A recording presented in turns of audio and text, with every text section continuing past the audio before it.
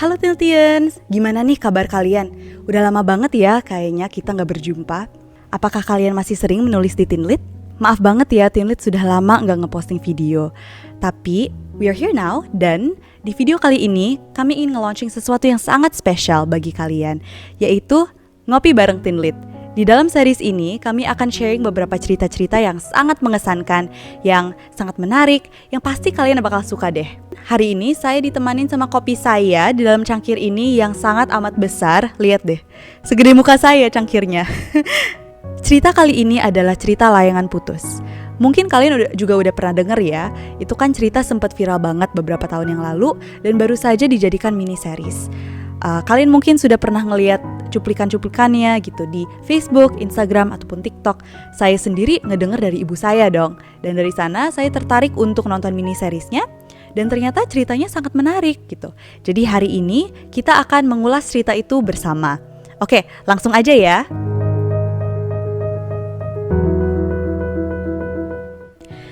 Menjadi seorang istri sekaligus ibu adalah kehidupan yang pasti didambakan oleh banyak wanita. Bukan hal yang mudah dong tentunya untuk menjalankan peran istri dan ibu yang ideal. Seperti Kinan, ia memiliki kehidupan keluarga yang terlihat sangat ideal, dengan suami bernama Aris dan anak bernama Raya. Kinan dan Aris adalah gambaran pasangan yang ideal, sempurna di mata setiap orang. Kinan adalah sosok penyayang, memiliki rasa percaya diri, dan selalu berpikir positif. Aris merupakan sosok pengusaha yang sukses, penyayang, rajin beribadah, dan juga tampan. Dan anak mereka Raya adalah anak yang cerdas, ceria, dan sayang orang tua.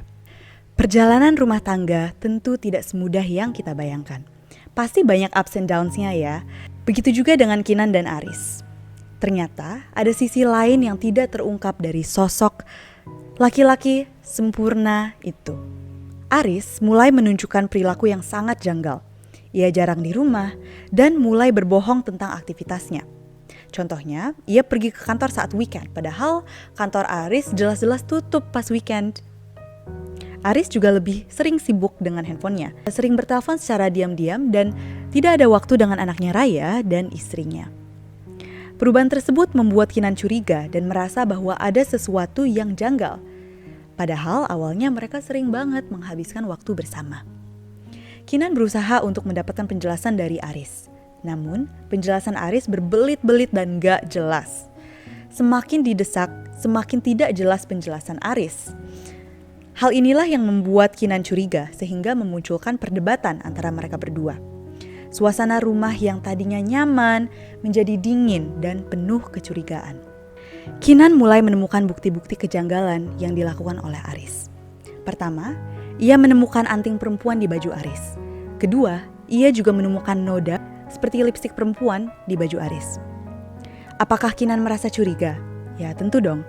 Di dalam lubuk hati terdalam muncul rasa curiga di hati Kinan. Namun, Kinan berusaha untuk memendamnya. Tentu bukan hal yang mudah. Rasa sedih, kecewa, marah juga acap kali membuat Kinan emosional. Terlebih, Kinan sedang mengandung anak keduanya. Ternyata sosok suami yang ia sayang, yang sebelumnya ia bayangkan sempurna, ternyata bertindak di luar dugaannya. Mungkin teman-teman pasti akan bertanya, mengapa Kinan bisa setegar itu? Kenapa dia tidak langsung bertindak dengan tegas? Ya karena Kinan adalah wanita yang sangat cerdas dan logis. Kinan ingin memiliki cukup banyak bukti untuk menangkap basah suaminya. Karena hubungan bisnis antara Aris dan Miranda, ibu dari teman sekolah Raya, Kinan pada awalnya merasa curiga pada Miranda. Ya wajar lah ya Kinan berpikir seperti itu, karena Miranda sendiri sangat cantik, sukses, dan sering berinteraksi dengan Aris. Ia juga melihat Miranda menggunakan anting yang sama persis dengan anting yang ia temukan di baju Aris. Ia mengikuti Miranda untuk melabraknya, hingga ke kamar hotel. Betul ternyata ia menemukan Miranda dengan pria. Namun pria tersebut bukan suaminya. Ini membuat Kinan sangat malu karena telah mengganggu privasi Miranda. Karena perasaan bersalahnya, ia akhirnya memberitahu hal ini kepada Aris. Tentu saja Aris marah. Ini titik di mana Aris juga sadar bahwa istrinya mencurigainya. Insiden ini membuat Kinan lebih berhati-hati. Kinan sudah salah mencurigai Miranda, ia tidak ingin salah lagi. Namun, Kinan tetap saja melihat kejanggalan di perilaku Aris, bahkan setelah insiden itu. Aris sering sekali bertelepon dengan kontak yang dinamakan Jack Office. Di HP-nya, Aris mengaku bahwa Jack adalah teman kantornya. Namun, Kinan menemukan bahwa suara di balik kontak tersebut, loh kok suara perempuan? Kedua, Aris melakukan perjalanan ke Turki secara tiba-tiba. Turki, tempat yang dari dulu ingin Kinan kunjungi, Cappadocia ya. Aris mengaku bahwa itu adalah bisnis trip rahasia, sehingga ia tidak bisa cerita ke siapapun, termasuk Kinan. Loh, ini bisnis trip atau kabur? Bisnis trip apa yang melarang orang untuk menginfo keluarga mereka sendiri? Coba pikirkan. Oleh karena itu, Kinan berusaha untuk menyelidiki lebih dalam. Ia mendapatkan daftar nama penumpang pesawat yang pergi ke Turki dan menemukan bahwa Aris duduk di sebelah wanita yang bernama Lydia. Kecurigaan Kinan memang benar. Ternyata Aris memang memiliki wanita idaman lain yang ia sembunyikan cukup lama. Mereka sering bertemu secara diam-diam. Bahkan, Kinan menemukan bahwa Aris telah membelikan penthouse senilai beberapa M untuk Lydia agar pertemuan mereka bisa lebih intensif tanpa gangguan. Dari sini, Kinan yakin bahwa bukti yang ia miliki sudah kuat. Kinan bertanya langsung pada Aris terkait bukti yang ia dapat. Namun, Aris masih saja berusaha untuk mengelak dengan berbagai alasan. Ya udah jelas di depan mata kebohongan si Aris, tapi tetap aja menyangkal. Karena itu, Aris dan Kinan bertengkar hebat. Akhirnya, Aris meninggalkan Kinan seorang diri. Di momen itulah, Kinan terjatuh dan harus dilarikan ke rumah sakit saat itu juga. Tekanan yang Kinan rasakan membuat ia kehilangan bayi yang dikandungnya. Keadaan tersebut membuat kondisi Kinan semakin terpuruk. Dua kejadian yang sama sekali tidak terpikirkan telah menimpa hidupnya. Mungkin kalian bertanya, apakah Aris sadar untuk kembali kepada keluarganya setelah ia kehilangan anaknya? Ternyata tidak. Aris tetap bersama Lydia. Namun, ia juga tetap ingin mempertahankan keluarganya. Loh. Tetapi, Kinan tidak kehilangan akal untuk mengungkap kebohongan suaminya. Kinan menjebak keduanya, Aris dan Lydia, dengan cara mengirim pesan WhatsApp ke Lydia lewat HP Aris untuk bertemu di suatu restoran. Di saat yang bersamaan, ia juga mengajak Aris untuk pergi makan malam bersama. Di pertemuan tersebut, Kinan mengkonfrontasi mereka berdua. Ia memberikan wawasan kepada mereka bahwa dengan bukti yang ia punya, ia sebenarnya bisa saja menuntut Aris secara hukum dan Aris bisa kehilangan segalanya. Aris dan Lydia merasa terdesak. Lydia bungkam tanpa mengungkap satu kata pun dan Aris membujuk Kinan untuk menyelesaikan masalah ini secara baik-baik. Tanda kutip baik-baik ya teman-teman. Namun, Kinan merasa bahwa ia sudah memberikan Aris cukup banyak kesempatan untuk menyudahi perselingkuhannya dengan Lydia. Namun berkali-kali lagi, Aris mengkhianati Kinan. Dengan bantuan sahabatnya, Kinan menyiapkan gugatan perceraian untuk suaminya, Aris. Kinan sudah memikirkan secara matang keputusannya ini. Ini bukan hanya masalah perselingkuhan, melainkan juga harga diri, dignity. Kasus ini mencoreng harga diri Kinan dan ia ingin melepaskannya. Ia juga ingin Raya belajar bahwa kekuatan wanita berasal dari harga dirinya juga. Selain itu, Kinan menunjukkan kepada Aris bahwa wanita memiliki power karena selama ini Aris selalu menganggap bahwa Kinan mudah untuk dimanipulasi. Dari kisah ini kita belajar bahwa rumah tangga ibarat layangan yang kita terbangkan. Semakin tinggi layangan tersebut, semakin kencang pula angin yang meniupnya. Butuh kekuatan dan genggaman yang sangat erat untuk mempertahankan layangan tersebut. Betul, kita tidak pernah bisa mengkontrol kekuatan angin. Tapi, rasa percaya dan ketulusan akan membawa layangan itu tetap terbang tinggi. Jika pada akhirnya benang layangan kita terputus, bukan berarti kita kalah. Tidak selamanya hal yang menurut orang lain sempurna tepat untuk kita. Setiap manusia pasti memiliki sisi kesempurnaan dalam kehidupannya masing-masing. Pahami dan selamatkan diri kita jika situasi sudah tidak mendukung kita.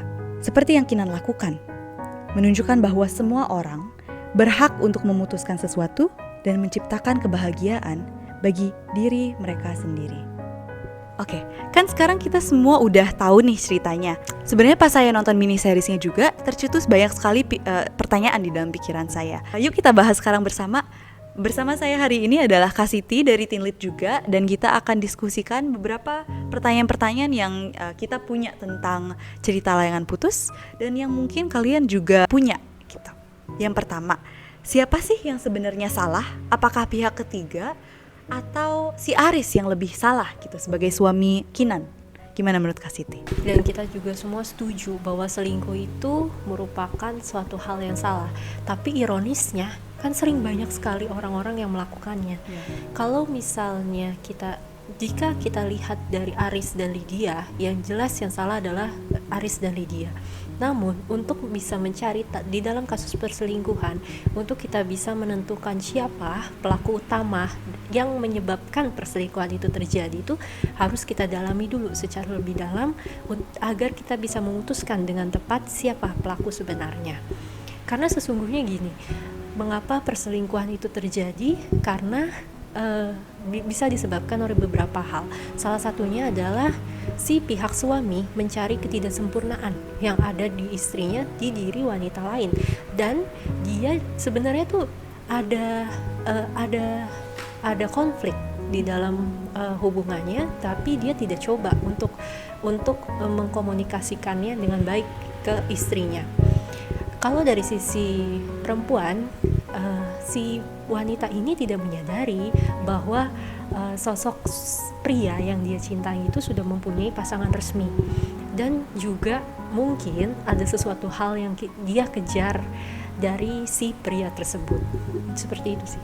Menurut saya juga sih, pastinya di dalam kasus Kinan, Aris, dan Lydia, pastinya si Aris dan Lydia yang salah, ya kan? Dimana Aris udah tahu gitu bahwa dia punya kewajiban kepada anak dan istrinya, dan sebenarnya kalau kita lihat dari mini seriesnya nggak ada hal yang buruk ya yang Kinan lakukan. Kinan juga sangat pengertian kepada Aris, dan Raya ya ceria. Raya juga sangat baik hati kepada kedua orang tuanya.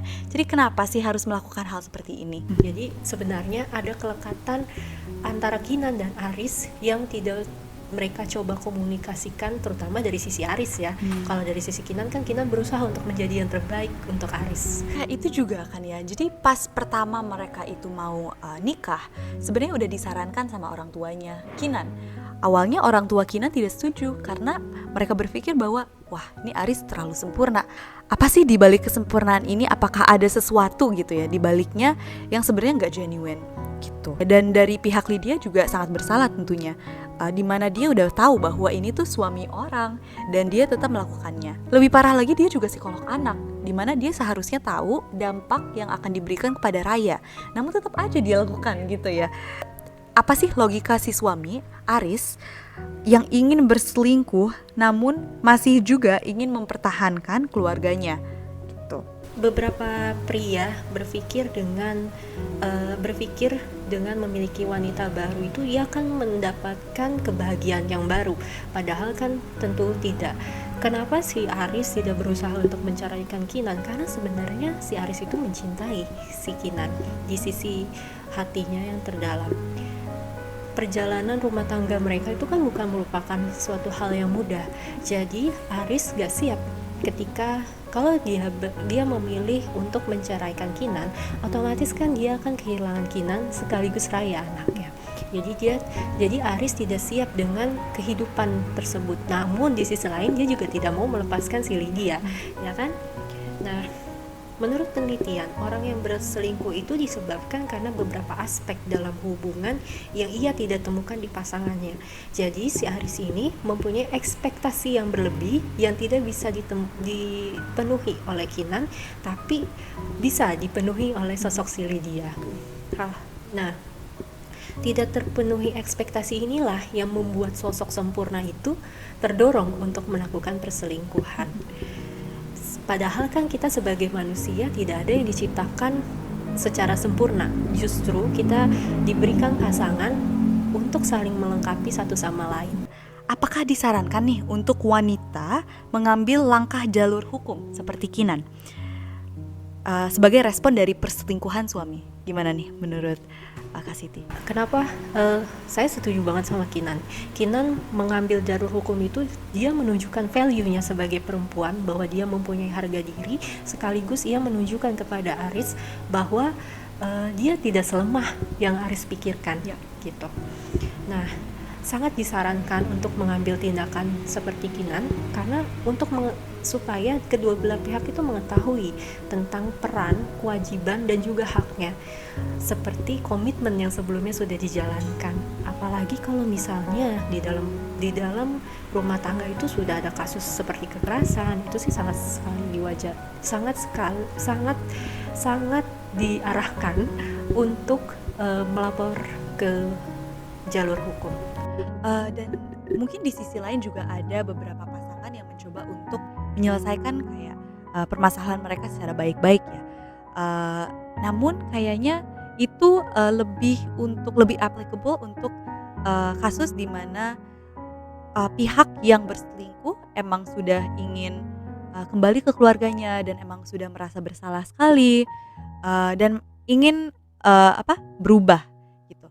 Tapi di dalam kasus Kinan ini sudah terlihat bahwa Kinan sudah memberikan Aris banyak sekali kesempatan untuk redemption lah, untuk ia memutuskan si Lydia, tapi tidak dilakukan juga. Itu ulasan cerita kami dari layanan putus. Nah, berdasarkan cerita yang tadi kami sudah ulas, apakah teman-teman semua sependapat dengan kami? Jika iya, tuliskan pendapat kalian di kolom komentar, dan juga kira-kira cerita apa lagi nih yang ingin kalian tahu, dan juga yang ingin kalian tahu dan ingin kalian ulas untuk video selanjutnya. Jangan lupa dituliskan di kolom komentar ya. Selain itu, sekarang Tinlit sedang berkolaborasi dengan Assessme, suatu platform assessment berbasis online dalam mengadakan lomba menulis, yaitu lomba diariku. Di sini kami ingin mengajak kalian untuk menceritakan dan berbagi ya cerita-cerita berkesan di masa pandemi kalian ini. Dan pastinya orang-orang dengan kepribadian yang berbeda-beda pasti memiliki pengalaman pandemi yang berbeda-beda juga kan ya. Pasti pengalaman kalian semua berbeda-beda. Jadi yuk langsung saja sambil cerita kalian dan ceritakan kepada kami dan juga Tinlit lainnya, apa sih pengalaman yang paling mengesankan bagi kamu di masa pandemi ini. Video tutorialnya sudah kami upload di YouTube channel ini, jadi jika kalian tertarik bisa langsung masuk ke sana ya. So that's it for this episode. We'll see you in the next one. Dadah!